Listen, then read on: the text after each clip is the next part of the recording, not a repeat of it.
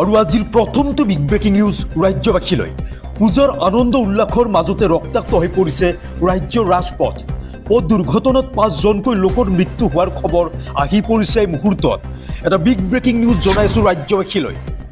পূজাৰ আনন্দ উল্লাসৰ মাজতে ৰক্তাক্ত হৈ পৰিছে ৰাজ্যৰ ৰাজপথ। অসমত 24 ঘণ্টাত 4টাকৈ পৃথক দুৰ্ঘটনাত 5জনৰ মৃত্যু। পূজা চাবলৈ গৈ উভতি নাহিল বৰপেটাৰ 2জনকৈ যুৱক। এপিনে মটৰ চাইকেল দুৰ্ঘটনাত প্ৰাণ হেৰুৱালে নিশান্ত পাঠক আৰু কিষাণ শৰ্মাই। গোলাঘাটতো পূজা চাবলৈ গৈ উভতি নাহিল বিনয় জা নামৰ এজন যুৱকে।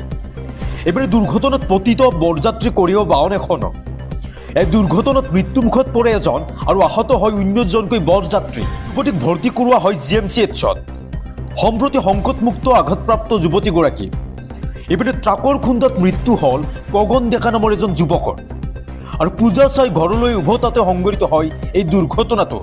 এনেদৰে এতিয়া ৰাজ্যৰ পূজা আনন্দ উল্লাসৰ মাজতে ৰক্তাক্ত হৈ পৰিছে ৰাজপথ। আৰু এতিয়ালৈ আহিছোঁ ৰাজ্যবাসীলৈ পৰৱৰ্তী বিগ ব্ৰেকিং নিউজ। এইবাৰ ৰাষ্ট্ৰীয় শিশু সুৰক্ষা আয়োগৰ বিস্ফোৰক পত্ৰ।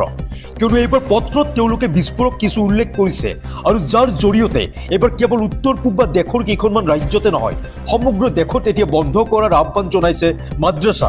কিয়নো মাদ্ৰাছা বন্ধ কৰিবৰ বাবে যিখন পত্ৰ তেওঁলোকে কেন্দ্ৰীয় চৰকাৰলৈ প্ৰেৰণ কৰিছে, সেই পত্ৰখনত বহু বিস্ফোৰক তথ্য আছে। কি বিস্ফোৰক তথ্য আছে মাদ্ৰাছা সম্পৰ্কত আমি জনাই আছোঁ সবিশেষ এই মুহূৰ্তত। এই মুহূৰ্তত ডাঙৰ খবৰ। দেশৰ সকলো ৰাজ্যতে মাদ্ৰাছাবোৰ বন্ধ কৰিবলৈ চৰকাৰলৈ প্ৰেৰণ কৰা হ'ল পত্ৰ। মাদ্ৰাছাক চৰকাৰে যোগান ধৰা পুঁজিও বন্ধ কৰাৰ আহ্বান জনাইছে। মাদ্ৰাছা শিক্ষাই শিশুক বিপথে পৰিচালিত কৰাৰ অভিযোগ উত্থাপন হৈছে আৰু অন্য ধৰ্মৰ শিশুক মাদ্ৰাছাৰ পৰা উলিয়াই আনিবলৈও চৰকাৰলৈ পত্ৰ প্ৰেৰণ কৰা হৈছে। মাদ্ৰাছাৰ বিৰুদ্ধে প্ৰতিবেদন প্ৰকাশ এতিয়া ৰাষ্ট্ৰীয় শিশু সুৰক্ষা অধিকাৰ আয়োগৰ। ভাৰতক ইছলামিক আগ্ৰাসন বিয়পাবলৈ বিচৰা একাংশই চলাই আছে মাদ্ৰাছা আৰু শিশুক মৌলিক শিক্ষাৰ পৰা বঞ্চিত কৰিছে মাদ্ৰাছাই। দেশৰ প্ৰায় 1.25 কোটি শিশুক মৌলিক শিক্ষাৰ পৰা বঞ্চিত কৰিছে মাদ্ৰাছাই। আৰু ৰাষ্ট্ৰীয় শিশু সুৰক্ষা অধিকাৰ আয়োগৰ প্ৰতিবেদনত প্ৰকাশ পাইছে ভয়ংকৰ তথ্য।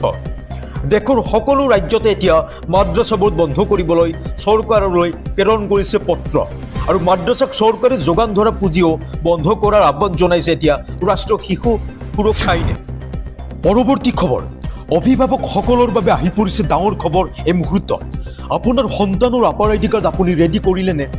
যদি এতিয়াও আপুনি আপাৰ আইডি কাৰ্ড উলিওৱা নাই তেন্তে সাজু কৰক, কিয়নো আপোনাৰ সন্তানৰ বাবে খুবেই বাধ্যতামূলক এই আপাৰ আইডি কাৰ্ডখন। আৰু এই আপাৰ আইডি কাৰ্ডখন আপুনি ক'ত কেনেকৈ লাভ কৰিব লৈ আহিছোঁ সবিশেষ এই মুহূৰ্তত। জনাই আছোঁ গুৰুত্বপূৰ্ণ খবৰ। দেশৰ প্ৰতিগৰাকী শিক্ষাৰ্থীৰ বাবে বাধ্যতামূলক হৈ পৰিছে আপাৰ আইডি কাৰ্ড। এতিয়াই উলিয়াই লওক আপোনাৰ সন্তানৰ আপাৰ আইডি কাৰ্ডখন। কি কামত প্ৰয়োজন হ'ব আপোনাৰ সন্তানৰ বাবে এই কাৰ্ডখন জনাই আছোঁ সবিশেষ ভিডিঅ'টি। শিক্ষাৰ্থীৰ শৈক্ষিক তথ্য, বঁটা, ডিগ্ৰী, বৃত্তি আৰু অন্যান্য ক্ৰেডিট ডিজিটেলাইজ হ'ব। আৰু প্ৰাক প্ৰাথমিকৰ পৰা উচ্চ শিক্ষাৰ শিক্ষাৰ্থীলৈকে সকলোকে প্ৰয়োজন হ'ব এই আপাৰ কাৰ্ডখন।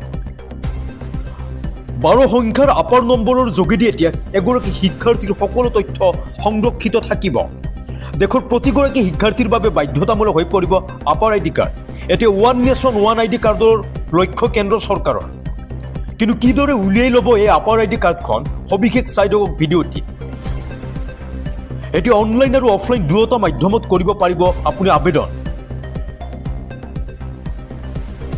আৰু ৰাজ্যৰ বিদ্যালয়সমূহত আৰম্ভ কৰা হৈছে ইতিমধ্যে আপাৰ আইডিৰ কাম কাজ। আপাৰ আইডিৰ বাবে একাডেমিক বেংক অফ ক্ৰেডিট ৱেবছাইটত প্ৰৱেশ কৰক আৰু ইয়াৰ পিছত আপুনি মাই একাউণ্টত ক্লিক কৰি নিৰ্বাচন কৰক ষ্টুডেণ্ট অপশ্যনত। আমি জনাই আছোঁ এক বিশেষ খবৰ। ইয়াৰ পিছতে ছাইন আপ কৰি সন্নিৱিষ্ট কৰক ব্যক্তিগত নথি পত্ৰ।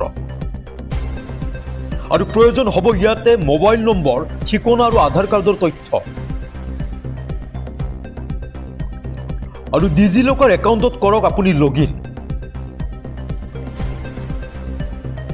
ইয়াৰ পিছত KYC পৰীক্ষণৰ পিছতে সম্পন্ন হ'ব আপোনাৰ আপাৰ আইডি আবেদন প্ৰক্ৰিয়া। লগে লগে কৰিব পাৰিব আপুনি ডাউনলোড।